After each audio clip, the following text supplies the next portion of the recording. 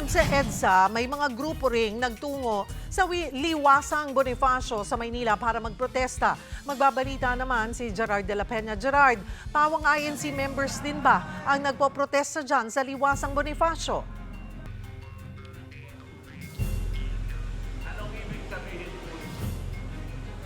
Yes, Cheryl, marami-rami pa rin mga protesters dito sa Liwasang Bonifacio. Pero maingay ang demonstrasyon pero hanggang ngayon itikom ang bibig nila tungkol sa mga plano nila para sa maghapong ito, Cheryl. Maaga pa lang ay may nakatayo ng entablado at may mga LED screens din dito sa Liwasan. Dumating ang tinatayang nasa 200 protesters na nagpakilalang mga miyembro rin ng Iglesia ni Cristo. Nagtayo na rin ang mga tolda ang ilan sa mga tao dito. Bitbit nila yung mga placard na nagsasabing si Martin ang umamin, bakit si Marcoleta ang gustong litisin. Nakatuon ang panawagan nila para sa pananagutan at mas maigting na kampanya kontra korupsyon. Kahit bumusang malakas na ulan kanina ay tuloy pa rin ang kanilang pagtitipon dito. At nang tumigil ang ulan, tinatayang umabot na sa 500 miyembro ang nagpoprotesta.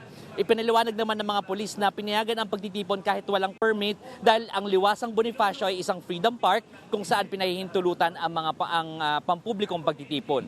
Tikom naman ang kanilang mga bibig kung tutuloy ba sila sa White Plains o sa Mendiola. Wala ring linaw kung hanggang anong oras sila magsasagawa ng aktibidad dito.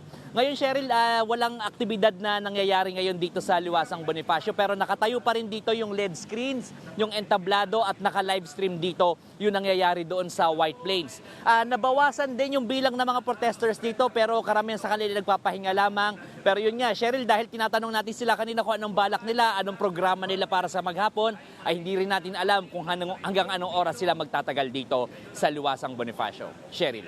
Maraming salamat, Gerard de la Peña.